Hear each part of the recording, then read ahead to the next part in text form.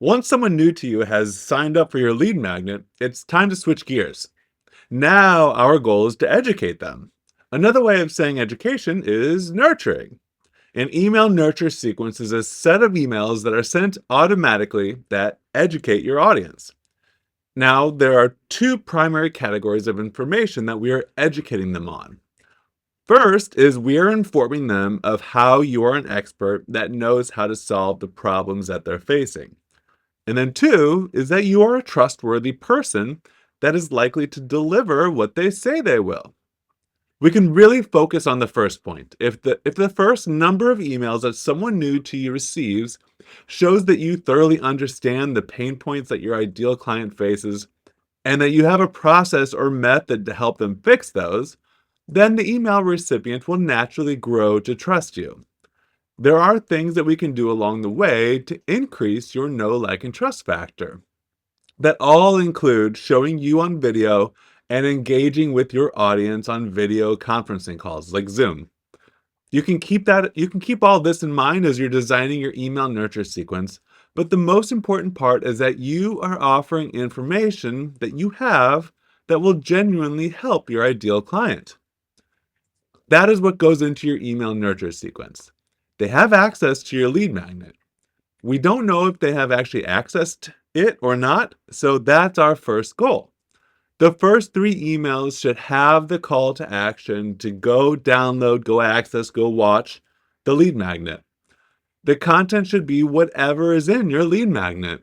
You can take highlights or bits and pieces of your lead magnet to turn it into a few emails. Those first three come directly from your lead magnet. There's naturally going to be so much content in your lead magnet that you won't be able to put all of it into email format, which is fine. You can start by encouraging them to access the lead magnet by using teasers in your emails. By teasers, I mean, here's what you'll get if you access my lead magnet, knowing that you're listing some of those serious benefits that your ideal clients want. You say that in the hopes that they click through to your lead magnet. But by email three, it's okay just to lay it all out there, whatever your tip was in the lead magnet. We want them to have all the information one way or another. By the time you get to email four, it's time to transition to congruent content. You no longer need to stay bounded by the pain points, the benefits, and methods that are discussed in your lead magnet. It's time to introduce them to more of your world. For example, say you are a general life coach and your lead magnet is a quiz called Are You Living Your Best Life? This assessment helps individuals evaluate their current life satisfaction and identify areas for improvement. That's what the first three emails will be about, talking about the different areas of one's life and how to tell if you are happy with that. Email four and beyond are then about other topics that this coach helps with. It could be personal development. This coach's fourth email could be offering the basics in enhancing one's self awareness, building self esteem, or fostering personal growth. Email five could be about another topic that this coach educates on. For example, health and wellness. They could include a few tips on adopting healthier lifestyles, managing stress, or achieving wellness objectives. Early on, like in email four, and then periodically ongoing, you will want to include calls to action to participate in your engagement engine. That is a fancy word for the content that you create that continues taking your relationship with a new subscriber to the next level. Ideally, you'll want to choose your content to show your face, either in video or really preferably a live video conference call. That could be a social media group where you're going live in, or a Zoom call. These nurturing emails will continue to nurture people new to you on autopilot. How many should you have? How many emails should you have? And the answer to that is as many as you can create. You can set it out to 90 days, 180. But when you're just starting out, aim for 7. That is a great start. New subscribers will take a substantial step forward with that amount of nurturing. Some people will be ready to sign up for a free consultation at that point. But you'll also be ready to continue nurturing either with a longer email nurture sequence or sending out emails based on the content that you create. How often should they go out? You want them to go out more frequently in the beginning and then once a week ongoing.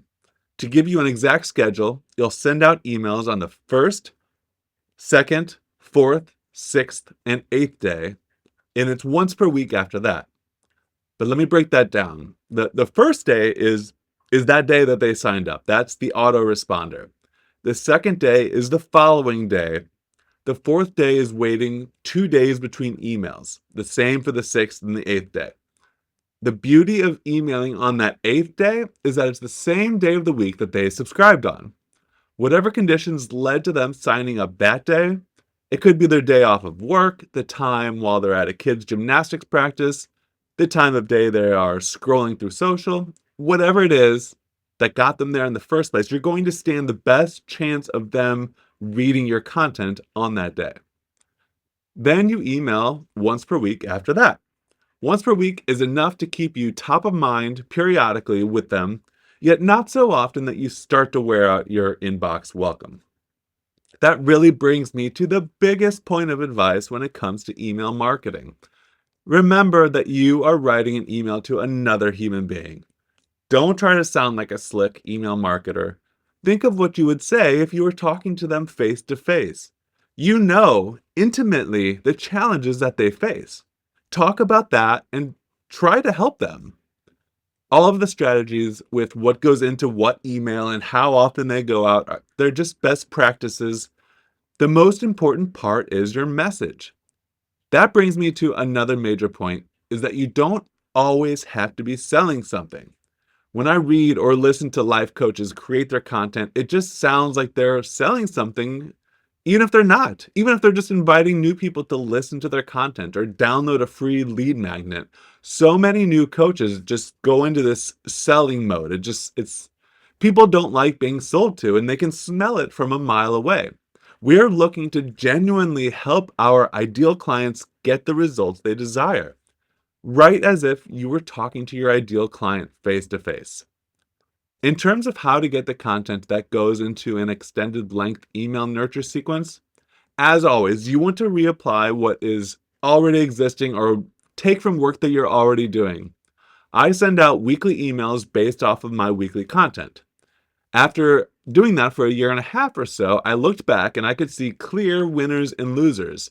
That told me what my ideal clients were interested in and not so interested in. I took the winners and added them to my email nurture sequence. And that's how I got, on average, my open rate for my email nurture sequence to be up to 48%. And my average click rate was 8%. Those are pretty good numbers, especially when you consider that the traffic that it's coming from is from a meta ad. That is basically as cold as you can get. Those emails are not my first attempts. Those are the best of what I had already tested by sending out to my whole list. And they told me, my audience told me what was most helpful and what wasn't. All right, well, that's it for today for your email nurture sequence. Set this up using the best practices I mentioned, and you'll be nurturing your ideal clients on autopilot.